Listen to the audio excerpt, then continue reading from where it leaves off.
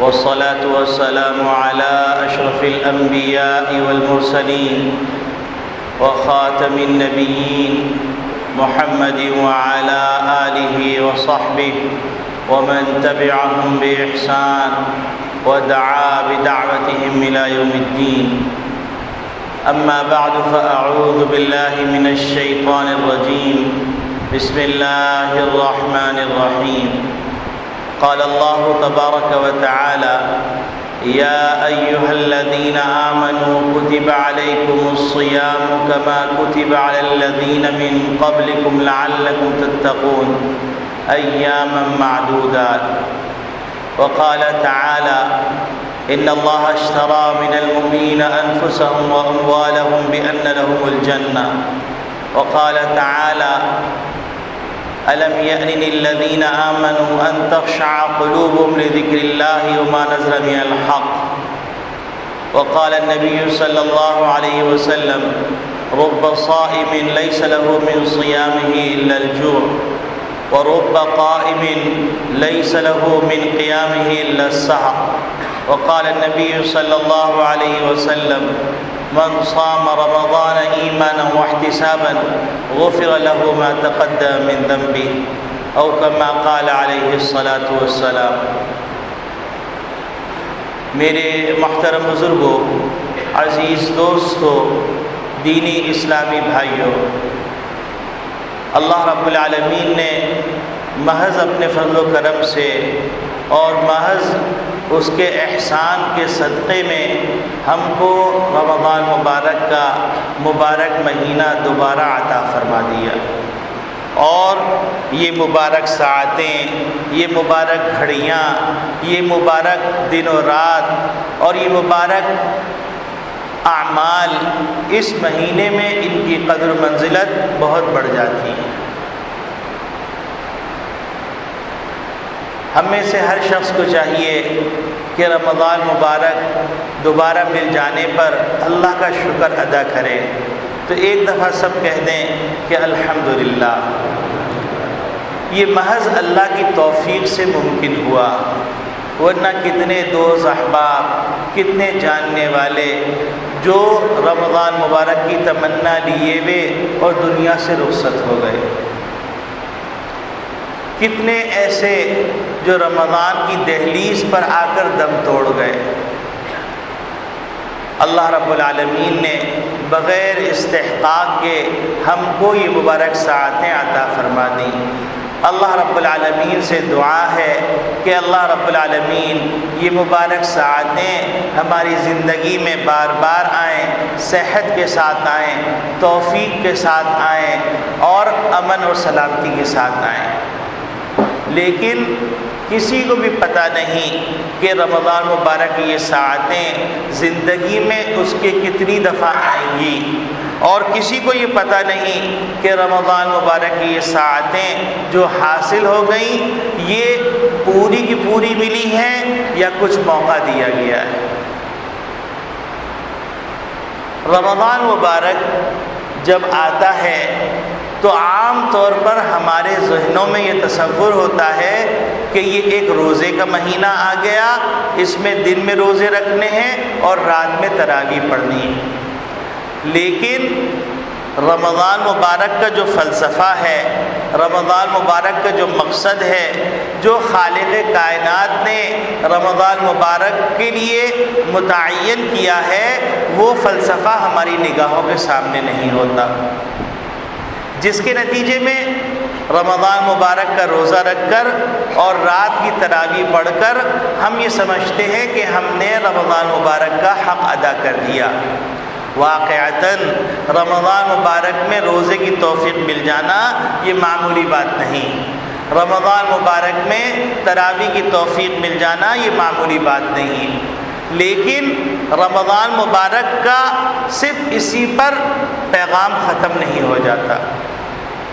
اللہ کی شان ہے کہ اللہ رب العالمین نے رمضان کے آغاز میں ہی ہم کو ایک جمعہ دے دیا۔ اب اگر ہم اس جمعے سے یہ پیغام لے کے جائیں کہ رمضان مبارک کا پیغام اللہ کی نگاہ میں کیا ہے، رمضان مبارک کا مقصد اللہ کی نگاہ میں کیا ہے، اللہ رب العالمین نے جو 11 مہینے رکھے ہیں ان 11 مہینوں کے مختلف پیغامات ہیں، ان پیغامات میں سے ایک پیغام رمضان کا ہے جو نص قطعی سے ثابت ہے۔ وہ پیغام کیا ہے؟ یہ پیغام اگر ہمارے سامنے ہوگا تو ظاہر سی بات ہے ہم اس کی جستجو زیادہ کریں گے، اور اس کے بینیفٹس جو ہم کو ملنے والے ہیں 11 مہینوں کے اندر، ان بینیفٹس کی تیاری ہم ابھی سے کریں گے۔ جتنا بڑا مقصد اتنا بڑا مجاہدہ، اور جتنا چھوٹا مقصد اتنا کھیل کود۔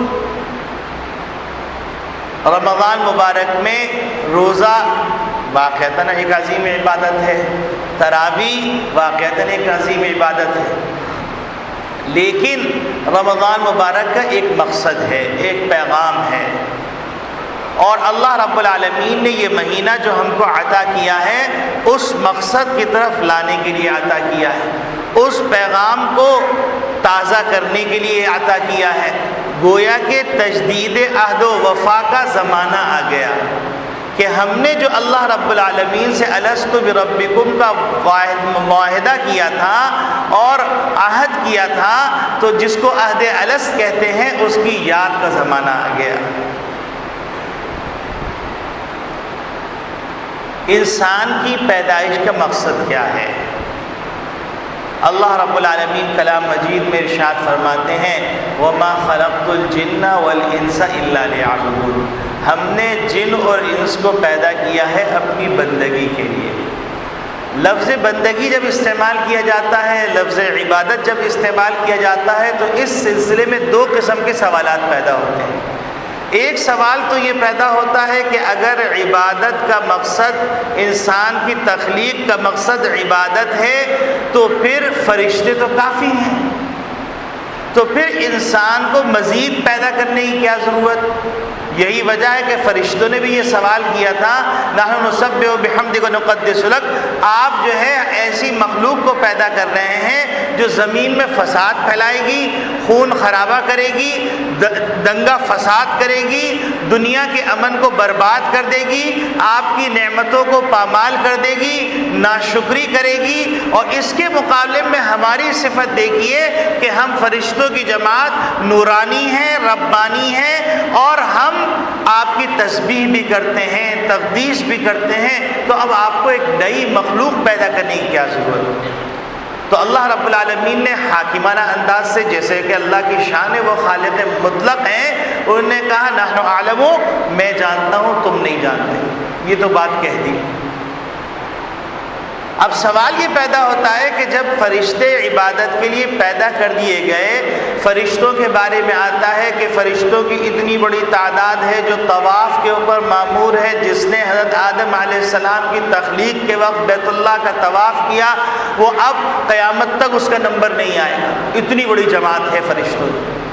اور ایک بڑی جماعت صرف رکوع کی حالت میں ہے، ایک بڑی جماعت صرف سجدے کی حالت میں ہے، ایک بڑی جماعت صرف قیام کی حالت میں ہے، ایک بڑی جماعت صرف سبوح قدوس کہتی رہتی ہے، ایک بڑی جماعت صرف سبحان اللہ و بحمدہ کہتی رہتی ہے۔ تو اتنی بڑی جماعتیں موجود ہیں کہ پوری کائنات بھری ہوئی ہے، تو پھر انسان کو پیدا کرنے کی کیا ضرورت؟ تو اس کی بات بظاہر روشن خیال لوگوں کو بڑی اچھی لگے گی کہ واقعتاً بڑی جو ہے ایتھینٹک بات یہی ہے، یہ مولویوں نے پتہ نہیں کہاں سے یہ فلسفہ نکال دیا اور ایسی باتیں کرنے لگے، انسان کی پیدائش کا یہ مقصد نہیں۔ میرے نزدیک، میرے خیال میں اس کا مقصد یہ ہے، لیکن بات دراصل یہ ہے کہ معرفت کی نگاہ سے دیکھا جائے تو بات بالکل 2 کوڑی کی ہے، اور اللہ رب العالمین نے جو انسان کی پیدائش کا مقصد عبادت بیان کیا ہے وہ بڑا وزنی مقصد ہے۔ اب آپ دیکھیے، ایک شخص بینا ہے یعنی آنکھوں والا ہے، اور ایک شخص نابینا ہے، دیکھ نہیں سکتا۔ تو نابینا آدمی اگر نامحرم کو نہیں دیکھ رہا تو اس کو کوئی ثواب نہیں مل رہا. ایک بینا آدمی جس کی آنکھیں ہیں اور اس کے اندر تمام قسم کے احساسات اور جذبات موجود ہیں، وہ شخص نافرمانی نہیں کر رہا، نگاہوں کو غلط استعمال نہیں کر رہا، اس کو ثواب ملے گا. اب اللہ رب العالمین نے انسان کو پیدا فرمایا، فَأَلْهَمَهَا فُجُورَهَا وَتَقْوَاهَا، اس کے اندر دونوں پروگرام رکھ دیے، ایک فسق و فجور کا پروگرام ہے اور ایک جو ہے تقوی کا پروگرام ہے، دونوں پروگرام رکھ دیے. اب ان دونوں پروگرام کو اس انسان کو رن کرنے کی طاقت دے دی، صلاحیت دے دی. تو اب اس پروگرام سے بڑے پیغمبر اور بڑے سے بڑے نبی بھی خالی نہیں. جو انسان کے اندر تقاضے ہو سکتے ہیں وہ سارے تقاضے پیغمبر کے اندر بھی موجود، ورنہ اس پیغمبر کا تقوی کی بلندیوں پہ پہنچنا کوئی کمال کی بات نہ ہوتا. تمام باتیں رکھنے کے باوجود اس پیغمبر کا بلندیوں پہ پہنچنا یہ کمال ہے. یہی وجہ ہے کہ لوگوں کو جب اعتراض کرنے کا شوق ہوا، نبیوں پہ اعتراض کرنے لگے، تو ایک ان کا بڑا ایتھینٹک ویلڈ اعتراض یہ تھا، ما لہذا الرسول یاکل الطعام ویمشی فی الاسواق، یہ عجیب غریب پیغمبر ہیں، کھاتے بھی ہیں، پیتے بھی ہیں، بازار کی زندگی بھی گزارتے ہیں، بازار میں چلتے پھرتے ہیں، یہ تو پیغمبر نہیں ہونے چاہیے. اسی طریقے سے قرآن کریم نے اس بات کو ثابت کرنے کے لیے دوسرے انداز سے دوسرے پیرائے میں ذکر کیا کہ وَلَقَدْ هَمَّتْ بِهِ وَهَمَّ بِهَا لَوْلَا أَن رَأَىٰ بُرْهَانَ رَبِّهِ، کہ حضرت یوسف علیہ السلام کو زلیخا نے گناہ کی دعوت دی. ان کے اندر پورے قسم کے احساسات جو انسان کے اندر ہو سکتے تھے، وہ سارے احساسات اپنے عروج پہ تھے، لیکن اس کے باوجود وہ اللہ کے حکم کو پورا کر کے اس گناہ سے بچ گئے. اب لوگ کہتے ہیں ارے اس کی تعویل کرنی چاہیے، پیغمبر کے لیے یہ جملہ کیسے؟ ارے پیغمبر ہے، وہ فرشتہ نہیں ہے، اور فرشتوں کے لیے پیغمبر بنا کے نہیں بھیجا گیا بلکہ انسانوں کے لیے پیغمبر بنا کے بھیجا گیا، اور انسانوں کے لیے اسوہ بنا کے بھیجا گیا کہ اے انسانوں، تمہارے اندر تمام قسم کے جو احساسات ہیں وہ احساسات پیغمبر کے اندر بھی ہیں، لیکن اس کے اندر عزم تم سے زیادہ ہے، تقوی تم سے زیادہ ہے. اگر تم کو پیغمبر کے راستے پہ چلنا ہے تو ان احساسات کی موجودگی کے اندر اپنی نفس پہ پاؤں رکھ کر پھلانگ کر اللہ کے راستے پہ جانا ہے. تو لہذا تعویل کرنے کی کوئی ضرورت نہیں. تو پیغمبر میں سارے احساسات رکھے گئے. تو پھر اولیاء اللہ، بزرگان دین، اور پھر علماء اکرام، اور پھر درجہ بدرجہ نیچے آتے چلے جائیے، کون اس سے خالی ہو سکتا ہے؟ اب بعض احباب کو غلط فہمی ہو جاتی ہے، وہ یہ کہتے ہیں کہ میں نے نفس پہ بڑا مجاہدہ کیا، اور مجاہدہ کرنے کے بعد میں نے نفس کو کنٹرول کر لیا ہے، اور نفس کو کنٹرول کرنے کے بعد اب میں کسی سے جو ڈرتا نہیں ہوں. بڑی جرأت کی بات کہہ دیتے ہیں. اب سوچنے کی بات یہ ہے کہ اولیاء اللہ نے ایک مثال سے اس بات کو سمجھایا کہ بھائی نفس تو ایک اژدہے کے مانند ہے. جیسا کہ ایک لکڑہارا سردی کے زمانے کے اندر لکڑیاں چننے کے لیے گیا اور اس نے لکڑی کے اندر ایک سانپ پڑا ہوا تھا جو سردی سے اکڑ چکا تھا، اس کو بھی لکڑی سمجھ کر اس نے گٹھر کے اندر لپیٹ کر لے کے آ گیا. گھر میں آ کے دیکھا دیا کے اندر کہ وہ سانپ تھا. اس نے کہا یہ تو بالکل سست پڑا ہوا ہے، لہذا اس سے غافل ہو گیا، اور گرمی کا اس نے انتظام کیا ہوا تھا، دیا جلایا ہوا تھا، انگیٹھی جلائی بھی تھی. اتنے میں کیا ہوا کہ سانپ کو گرمی پہنچی، اور پہنچنے کے بعد سانپ اپنے پورے احساسات کے ساتھ جوان ہوا، اور جوان ہونے کے بعد اس نے اس انسان کو ڈس لیا. تو ولی اللہ کہتے ہیں کہ بھائی انسان کا نفس ایسا ہی ہے، مجاہدات کی جب اس کو مار لگتی ہے تو نفس سر جھکا کے پڑ جاتا ہے. انسان سمجھنے لگتا ہے کہ میں نے اس پہ پورا کنٹرول کر لیا، لیکن باطل کے جھکڑ جب چلتے ہیں، باطل کی تیز و تند ہوائیں چلتی ہیں، نفس اپنا کام کرتا ہے، شیطان اپنا کام کرتا ہے، طاغوتی طاقتیں اپنا کام کرتی ہیں، تو وہ پن اٹھا کے کھڑا ہو جاتا ہے اور انسان کو ڈسنے کے لیے تیار ہو جاتا ہے. کیسے ممکن ہے کہ پروردگار عالم کے سامنے ابلیس نے کہا ہو مجھے موقع دیجئے، حشر کے میدان تک میں اس انسان کو نہیں چھوڑوں گا اور اس انسان کو میں معاف نہیں کروں گا، اس انسان کے نتیجے میں مجھے جہنم کا مستحق قرار پایا، میری نسلوں کو جہنم کا مستحق قرار پایا، آسمان کا کوئی چپا میرے سجدے سے خالی نہیں تھا، مجھے معلم الملکوت کہا گیا، لیکن اس انسان کو سجدہ نہ کرنے کے نتیجے میں مجھے جنت سے نکال دیا گیا، اور آج انسان صبح شام حی علی الفلاح حی علی الصلاح کی آواز سنتا ہے، یہ انسان اللہ کے سامنے سجدہ نہیں کرتا، بتلاؤ کہ وہ طاغوتی طاقتوں کا ساتھی بنتا ہے یا اولیاء اللہ کا ساتھی بنتا ہے؟ تو اب یہ انسان ہے، ابلیس جو ہے اس انسان کو چھوڑے گا نہیں، اور اس نے کہا تھا حشر کے میدان تک موقع مانگا۔ اللہ کا احسان مانیے کہ اللہ رب العالمین نے کہا نہیں، دنیا کے اندر تمہیں موقع ہے، باقی قبر کے اندر اور حشر کے میدان میں تمہیں موقع نہیں، ورنہ تو بڑی مصیبت ہو جاتی۔ تو یہ شیطان اتنا بڑا شیطان ہے، وہ کیسے غافل ہو جائے گا، کیسے معاف کر دے گا؟ تو لہٰذا اگر رمضان المبارک کے مجاہدات کے ذریعے سے یا کوئی اور وجہ سے نیکی کی طرف آ رہے ہیں تو اپنے نفس سے غافل نہ ہو جائیں۔ تو بات یہاں سے شروع ہوئی کہ اللہ رب العالمین نے اس انسان کو پیدا کیا اپنی عبادت کے لیے۔ تو اس سے یہ بات سمجھ میں آ گئی کہ فرشتوں کے اندر اللہ رب العالمین نے تقوی ہی تقوی رکھا ہے، ان کے اندر صلاحیت ہی نہیں رکھی گناہ کرنے کی، ان کے اندر نہ بھوک رکھی ہے نہ پیاس رکھی ہے۔ جب اللہ رب العالمین نے فرشتوں کے اندر یہ کچھ نہیں رکھا تو اگر وہ گناہ نہیں کر رہے تو ان کا کوئی کمال نہیں۔ اور انسان کے اندر اللہ رب العالمین نے ساری طاقتیں، ساری خواہشات رکھی کہ اگر انسان تقوی میں آگے بڑھنا چاہے تو رش کے ملائکہ بن جائے، اور اگر فتنے میں آگے بڑھنا چاہے، شر میں آگے بڑھنا چاہے تو پھر پناہ ابلیس بن جائے کہ ابلیس بھی پناہ مانگ لے، مائی باپ تو مجھ سے بڑا ہے۔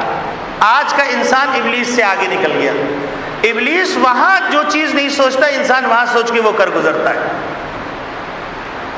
تو میرے عزیز دوستو بھائیوں، انسان کی پیدائش کا مقصد عبادت ہے۔ فرشتے عبادت کے لیے کافی اس لیے نہیں تھے کہ فرشتوں میں اللہ رب العالمین نے مادہ گناہ رکھا ہی نہیں تھا۔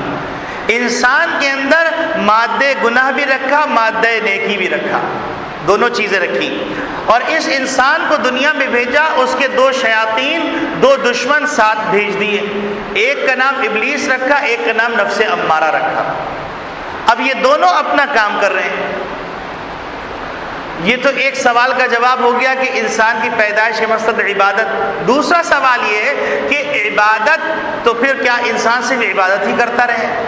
تو ہمارے نزدیک عبادت کا مفہوم کیا ہے؟ اللہ اکبر، نفلیں پڑھ رہے ہیں، قرآن کریم کی تلاوت کر رہے ہیں یا تسبیح پڑھ رہے ہیں، جبکہ عبادت بالاصالہ ہے، عبادت بالطبع ہے۔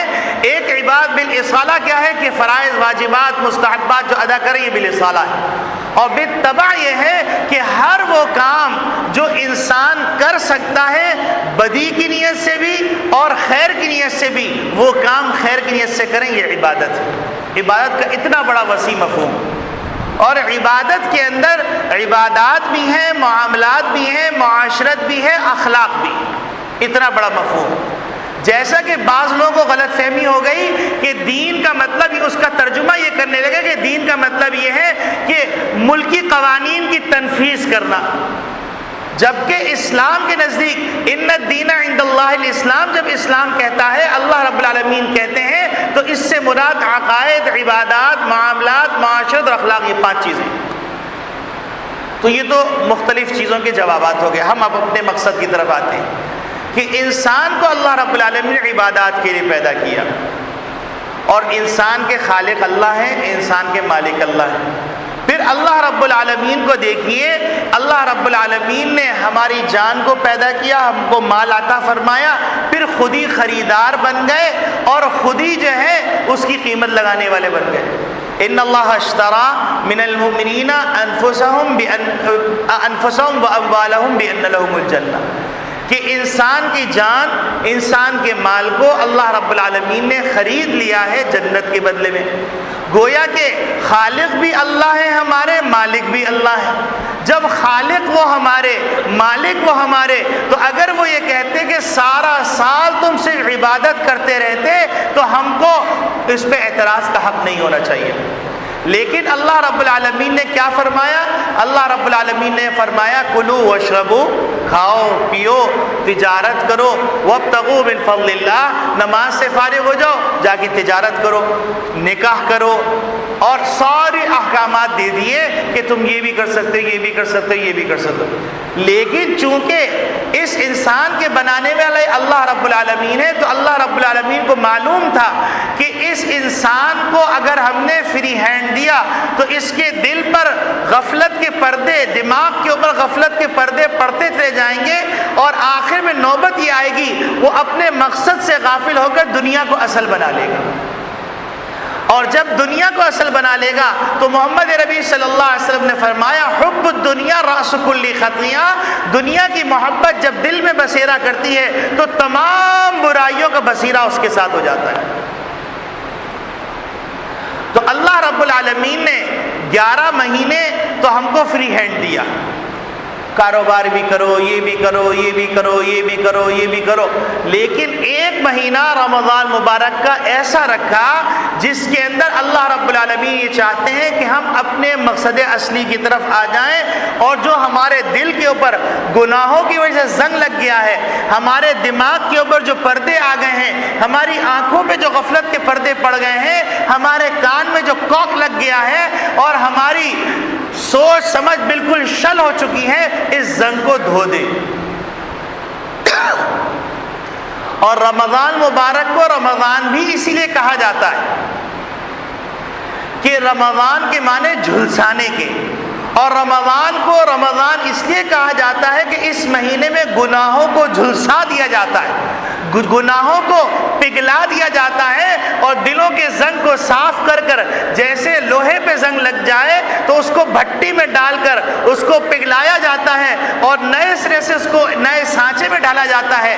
تو اسی طریقے سے 11 مہینے غفلت کے اعمال میں پڑھ کر جو دلوں پہ زنگ لگ گیا ہے، رمضان مبارک کا مہینہ اس لیے عطا کیا کہ یہ جھلسانے کا مہینہ ہے کہ گناہوں کو جھلسا دیا جائے اور دوبارہ کھوٹا اور کھرا الگ ہو کر سامنے آ جائے، جیسا کہ سونے کو پگھلا کر اور جھلسا کر پھر دوبارہ بھٹی سے نکال کر اس پہ پالش کی جاتی ہے تو سیکل شدہ حسین سا زیور تیار ہوتا ہے۔ تو اللہ رب العالمین نے رمضان مبارک کا مبارک مہینہ اس لیے رکھا تاکہ ہم اپنے مقصد اصلی کی طرف آئیں، اور مقصد اصلی کیا ہے؟ عبادت، بندگی، اور بندگی کا مطلب کیا ہے؟ بندگی کا مطلب یہ ہے کہ ہر وقت اس بات کا استحضار ہو کہ اللہ مجھے دیکھ رہا ہے، بیت الخلا میں اللہ مجھے دیکھ رہا ہے، حمام میں مجھے اللہ دیکھ رہا ہے، بیڈ روم میں مجھے اللہ دیکھ رہا ہے، کاروبار کی زندگی میں اللہ مجھے دیکھ رہا ہے، معاملات کی زندگی میں اللہ مجھے دیکھ رہا ہے، معاشرتی زندگی میں اللہ مجھے دیکھ رہا ہے، اخلاق کی دنیا میں مجھے اللہ دیکھ رہا ہے، دن کی روشنی میں اللہ مجھے دیکھ رہا ہے، رات کی تاریکی میں اللہ مجھے دیکھ رہا ہے، کسی غار میں چھپا ہوا ہوں مجھے اللہ دیکھ رہا ہے، پہاڑ کی چوٹی پہ ہوں میں اللہ دیکھ رہا ہے، فضا میں جہاز میں اڑ رہا ہوں مجھے اللہ دیکھ رہا ہے، سمندر کی تہوں میں غوطہ زن ہوں مجھے اللہ دیکھ رہا ہے۔ یہ استحضار پیدا ہو جائے۔ رمضان مبارک کا مقصد یہ ہے۔ اب 2 باتیں، ایک بات تو یہ کہ رمضان مبارک کا مقصد تربیتی کیمپ کے اندر آنا ہے، اور اس کیمپ کے اندر آپ نے دیکھا ہوگا پاسنگ آؤٹ کرنے کے بعد جب رنگ روٹ نکلتے ہیں تو بڑے چاق و چوبند ہوتے ہیں، اور پھر اس کے بعد وقت کے ساتھ ساتھ مختلف پوسٹوں پہ پہنچتے تو ڈفر ہونے لگتے ہیں، تو دوبارہ ان کے لیے ایک تربیتی کیمپ لگایا جاتا ہے تاکہ وہ دوبارہ چاق و چوبند ہو جائیں، پریڈ کروائی جاتی ہے تاکہ چاق و چوبند رہیں۔ تو اللہ رب العالمین نے رمضان مبارک کا مہینہ اس لیے عطا فرمایا کہ انسان اور انسان کا نفس شیطان کے چکر میں پھنس کر جو غفلت کے پردے میں پڑ کر ڈفر ہو گیا ہے، اس کو دوبارہ ایک تربیتی کیمپ میں لایا جائے، اس کو پالش کیا جائے، اور پالش کر کے اگلے 11 مہینے کے لیے تیار کر کے مارکیٹ میں بھیجا جائے تاکہ اس کو دیکھ کر اللہ یاد آ جائے، چل پھر کر دیکھ کر اللہ یاد آ جائے۔ اور ایک وقت تھا کہ مسلمانوں کو دیکھ کر لوگ مسلمان ہوا کرتے تھے، اور آج اللہ معاف فرمائے مسلمانوں کو دیکھ کر انسان شرما رہا ہے۔ آپ سوچئے ایک موقع پر لمبا واقعہ ہے، واقعہ صرف شارٹ کر کے بیان کرتا ہوں۔ ایک موقع آیا ایک جنگی تدبیر کرنے کا، اور وہاں پر تمام رومن امپائر نے اپنی حسین ترین دوشیزاؤں کو دکانوں کے اوپر بٹھا دیا اور ادھر دعوت دی کہ آؤ ہم تم سے مذاکرات کرنا چاہتے ہیں، اور ان کو ایسے شہوانی لباس پہنائے گئے کہ جن کو دیکھ کر شہوت پیدا ہو، اور انہوں نے یہ جنگی پالیسی یہ رکھی تھی کہ یہ اتنے عرصے سے مدینے سے نکلے ہوئے ہیں اور نہ اپنی بیویوں کے قریب گئے ہیں، یہ ایک دم بھپر جائیں گے اور ہم پیچھے سے حملہ کر لیں گے۔ ادھر مسلمانوں کے جو امیر تھے انہوں نے اعلان فرمایا قل للمؤمنین یغضوا من ابصارہم ویحفظوا فروجہم، صحابہ اکرام کو خطاب کر کے کہا کہ دیکھو اپنی نگاہوں کی حفاظت کرنا، نگاہ نیچے رکھے چلنا۔ رومن امپائر جس کی سلطنت کو دیکھ کر پرشین امپائر کانپا کرتے تھے، اس کا دروازہ کھلتا ہے، دونوں طرف دوشیزائیں ہیں اور دل لبانے والے تمام مناظر ہیں۔ صحابہ اکرام رضوان اللہ اجمعین کی جماعت استغفار پڑھتی ہوئی نگاہ نیچے رکھتی ہوئی دربار روم کی طرف جا رہی ہے۔ ان لوگوں نے جب دیکھا کہ یہ عجیب غریب مخلوق ہے، اس مخلوق نے ہماری طرف التفات نہیں کیا، جبکہ یہاں پر ہر قسم کی آزادی تھی، اس کے باوجود ہماری عصمت محفوظ نہیں، یہ اتنے زمانے سے جنگ لڑتے ہوئے چلے آ رہے ہیں اور آج اس دربار میں آ رہے ہیں، عالیشان حالات کے اندر آ رہے ہیں، ان کے لباس میں گرد و غبار ہے، منہ کے اوپر پیاس کی وجہ سے پپڑیاں بنی ہوئی ہیں، لیکن انہیں نگاہ اٹھا کے نہیں دیکھا۔ وہ دوشیزائیں اٹھ کر کے قدموں میں گر گئیں اور کہا کہ تم ہی اصل انسان ہو، یہ سب درندے۔ تو مسلمان کو دیکھ کے پہلے مسلمان ہوا کرتے تھے، اب مسلمان کو دیکھ کر اسلام شرماتا ہے۔ تو میرے عزیز دوستو بھائیو، رمضان مبارک ہم کو اس لیے عطا کیا گیا تاکہ ہم کو تربیت کیمپ پہ لا کر مقصد اصلی کی طرف لایا جائے، اور مقصد اصلی کیا ہے؟ لعلکم تتقون، تاکہ تم آئندہ تقوی پیدا ہو۔ اب تقوی کیا ہے؟ لوگ یہ سمجھتے ہیں تقوی کا مطلب یہ ہے، میں جب لفظ استعمال کروں گا تو مجھے معاف کیجیے گا، یہ لفظ میں جو استعمال کر رہا ہوں میں اس چیز کی تنقیص نہیں کر رہا ہوں جس چیز کے لیے استعمال کر رہا ہوں، بلکہ میں ان اندر کے اطوار کی تنقیص کر رہا ہوں، اندر کے کردار کی، گفتار کی تنقیص کر رہا ہوں جس گفتار نے اس حلیے کو بدنام کر دیا۔ ہم تقوی کا مطلب یہ سمجھتے ہیں کہ ہمارے ہاتھ میں ایک تسبیح ہو اور ہمارے سر پہ اتنی بڑی پگڑی ہو، یہاں تک کا کرتا ہو، جیب میں مسواک رکھی ہوئی ہو، اور دنیا و ما فیہا سے بے خبر ہو، اپنی اولاد کی تربیت سے بے خبر ہو، اپنی بیوی کی تربیت سے بے خبر ہوں، اپنے بہن بھائیوں کی تربیت سے بے خبر ہوں، اور تکبر، بغض، عناد اور دنیا کو حقیر سمجھنا طاری تمام شیاطین کی خصوصیات اندر ہوں۔ ویسے تو میٹھے ہوں لیکن جب جھگڑا ہو تو ان سے زیادہ مکار، ان سے زیادہ بدزبان، ان سے زیادہ بدخلق کوئی نہ ہو، اور معاملات کی دنیا کے اندر 2 پیسے کے اوپر سب کچھ قربان کرنے کے لیے تیار ہو۔ اسلام کی نگاہ میں ہرگز کلا واللہ یہ تقوی نہیں ہے۔ اگر گیٹ اپ تقوی ہوتا، اگر حلیہ تقوی ہوتا تو مجھے معاف کیجیے گا، سردار جی کی پگڑی بڑی خوبصورت ہوتی اور سردار جی داڑھی بھی بڑی اچھی رکھ لیتے، اور سردار جی کا لباس بھی بڑا اچھا ہوتا ہے، کیونکہ ہائٹ وائز، قد وائز امرتسر کے لوگ بڑے لمبے چوڑے ہوتے ہیں، پنجاب کے لوگ بڑے لمبے چوڑے ہوتے ہیں، تو دیکھنے میں بڑے خوبصورت ہوتے ہیں، لیکن کیا یہ گیٹ اپ اسلام کی علامت ہے؟ یہاں ساتھ ساتھ میں یہ بات بھی عرض کرتا چلوں کہ ہم یہ کہتے ہیں کہ اگر پگڑی پہن لی، ساتھ ساتھ میں دونوں چیزوں کو بیلنس کر رہا ہوں، پگڑی پہن لی تو یہ میرے جاب کے حلیے کے خلاف ہے، یونیفارم کے خلاف ہے۔ میں ان تمام حضرات کے سامنے یہ سوال رکھتا ہوں کہ سردار جی پگڑی پہن کر، داڑھی رکھ کر، یہاں پر آرمی کا تاج لگا کر اور آرمی کا لباس پہن کے اگر جاب کر سکتے ہیں تو داڑھی رکھ کر، پگڑی پہن کر ایک مسلمان کیوں اپنی جاب پوری نہیں کر سکتا؟ کیوں یہ جابوں کے اندر یہ لکھا ہوا ہے کہ پگڑی پہن کے اگر آئیں گے تو آپ کو جاب سے نکال دیا جائے گا؟ آپ اگر پگڑی پہن کے آئیں گے، داڑھی رکھ کے آئیں گے تو آپ کو ملازمت نہیں ملے گی۔ کیا یہ اسلام ہے؟ ہم یہ ایک ایسے افراد و تفرید کے زمانے کے اندر ہے۔ ایک کا اصرار یہ ہے کہ جام پیالے سے ہٹنا، یہ جو سراہی ہے وہ جام سے ہٹی نہیں چاہیے، اور دوسری طرف اس بات کے اوپر اصرار ہے کہ جام کے نام پر اگر کوئی سراہی اس کو بھی توڑ دیا جائے۔ یہ اسلام نہیں۔ ان اللہ لا ينظر الى صورکم والى اجسامکم ولکن ينظر الى قلوبکم۔ اللہ تمہارے حلیوں کو نہیں دیکھتے، اللہ تمہارے لباس کو نہیں دیکھتے، اللہ تمہارے جسموں کو نہیں دیکھتے، اللہ تمہارے قلوب کو دیکھتے ہیں۔ تو اب میں بات کر رہا تھا تقویٰ۔ تو تقوی کا مفہوم ہمارے ہاں جس طرح ہر چیز کا مفہوم بدل گیا، ہر چیز کا مفہوم بدل گیا، غیرت کا مفہوم کیا تھا اور آج غیرت کا مفہوم کیا ہے؟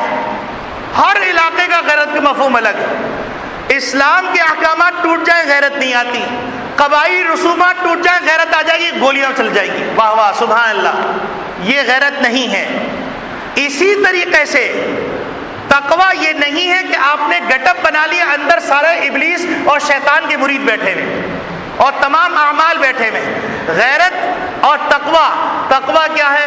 وَأَمَّا مَنْ خَافَ مَقَامَ رَبِّهِ وَنَهَى النَّفْسَ عَنِ الْهَوَىٰ۔ دو چیزیں اگر پیدا ہو گئی تو یہ تقویٰ ہے۔ ایک کیا ہے کہ اللہ کے سامنے کھڑے ہونے کا احساس کہ میرا اللہ مجھے دیکھ رہا ہے، مجھے جواب دینا ہے، اور دوسرا وَنَهَى النَّفْسَ عَنِ الْهَوَىٰ، اپنی خواہشات کا خون کر دینا۔ دل چاہ رہا ہے، پیاس لگی ہوئی ہے اور پیاس سے برا حال ہے، گھر میں کوئی موجود نہیں ہے، کمرے میں کوئی موجود نہیں ہے، فریج موجود ہے، پانی موجود ہے، شربت موجود ہے، لیکن کیوں نہیں پی رہے بھائی؟ سب کہیں گے اس لیے نہیں پی رہے کہ میرا روزہ ہے، اللہ مجھے دیکھ رہا۔ تو اب آپ کمزور سے کمزور انسان کو بھی دیکھیں گے جو گناہ کر رہا ہے، سب کچھ کر رہا ہے، لیکن جب روزہ رکھے گا تو اتنا سا بھی پانی نہیں پیے گا۔ اس سے پوچھئے کہ میاں پانی کیوں نہیں پیا؟ وہ کہتا ہے مجھے اللہ دیکھ رہا ہے، مجھے اللہ کو جواب دینا ہے۔ یہی وجہ ہے کہ روزے کے سلسلے میں اللہ کی رحمت اتنی جوش میں آتی ہے، اتنی جوش میں آتی ہے کہ اللہ رب العالمین نے سب کی فضیلتیں بیان کر دی اور رسول اللہ صلی اللہ علیہ وسلم کی زبان مبارک سے، لیکن روزے کا معاملہ آیا تو فرمایا الصوم لی وانا اجزی بی، روزہ میرے لیے ہے، میں اس کو کیا دوں گا یہ چھوڑ دو میرے اوپر۔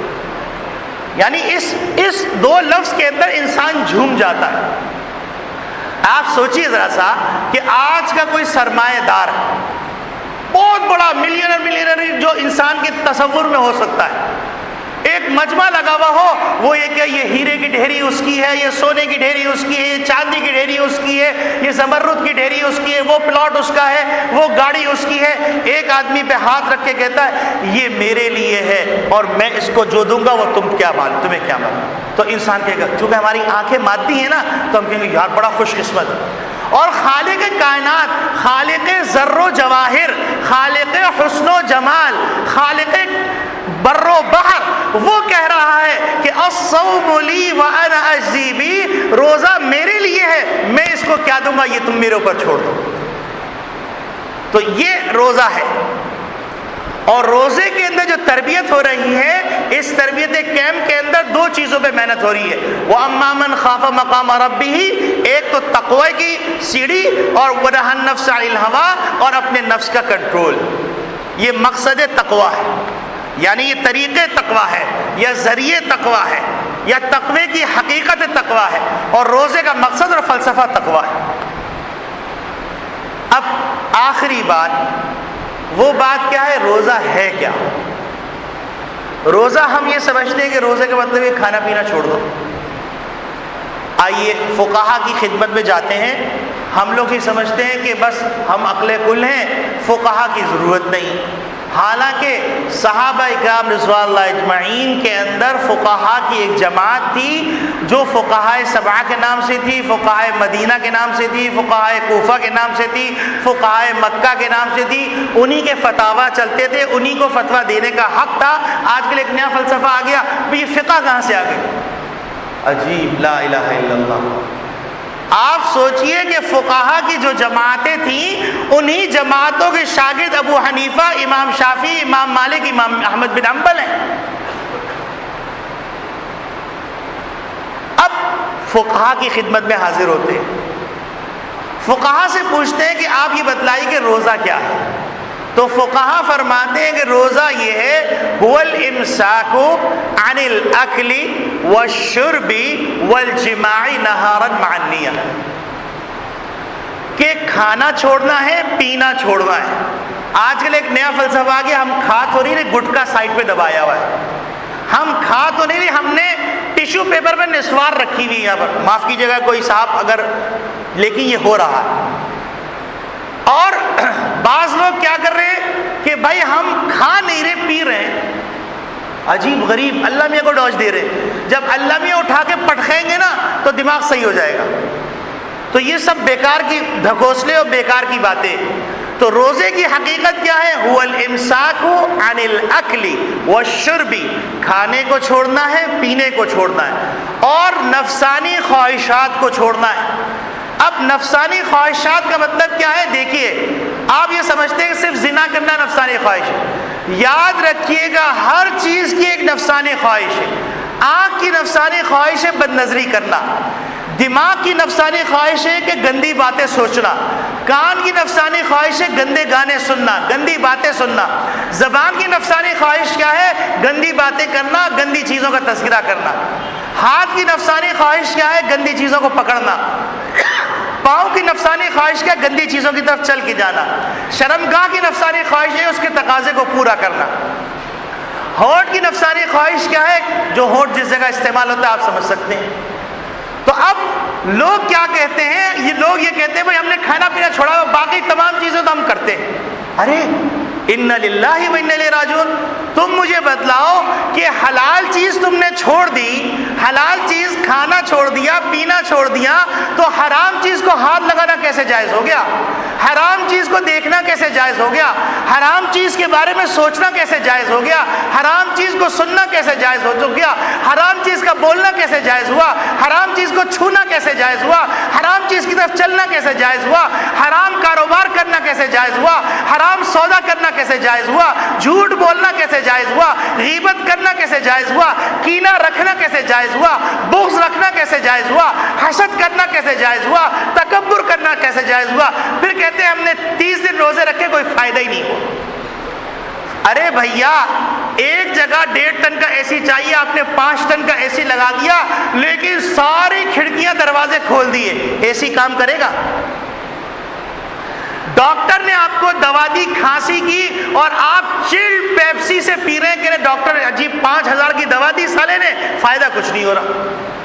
پیٹ خراب ہے اور آپ طاقت کی ٹونک پی رہے ہیں اور وہ جو کیا ہوتا ہے سلاجید کھا رہے ہیں۔ اب مجھے بتلائیے کہ آپ کا پیٹ صحیح ہوگا؟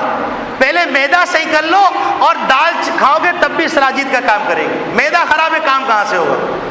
تو میرے عزیز دوستو بھائیو، اسلامی حقائق کو سمجھنے کی ضرورت ہے، روزے کی حقیقت کو سمجھنے کی ضرورت ہے۔ روزہ فقہا فرماتے ہیں حدیث کی روشنی میں، قرآن کی روشنی میں، هو الامساک عن الاکل والشرب والجماع نہارا مع النیہ،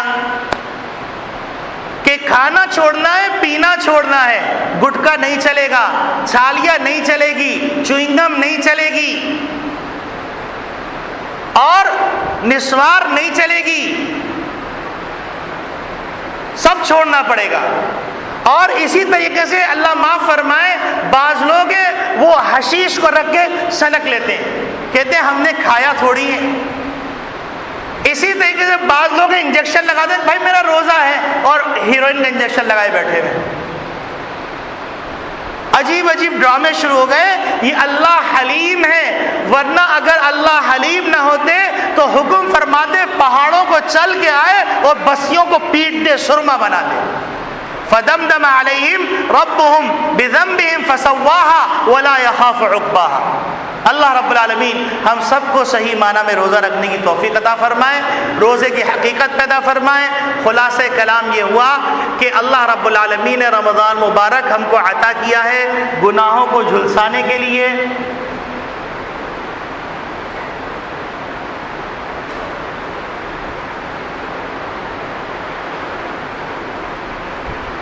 ہم جو ہے اس بات کا اہتمام کریں کہ روزے کا جو مقصد ہے اس مقصد کو حاصل کریں کہ ہم بندگی اور تقوی کیا ہے؟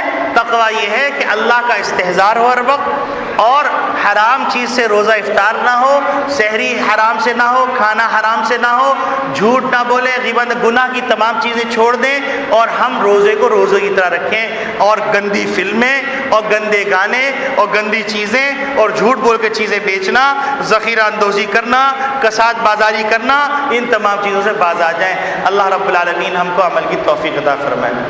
آپ تمام حضرات کی خدمت میں اطلاع عرض ہے کہ الحمدللہ ثم الحمدللہ گزشتہ دنوں آپ سب نے مل کے دعا فرمائی تھی کہ اللہ رب العالمین جامع مسجد کے اندر جو کنواں کھود رہا ہے اس میں میٹھا پانی عطا فرما دے۔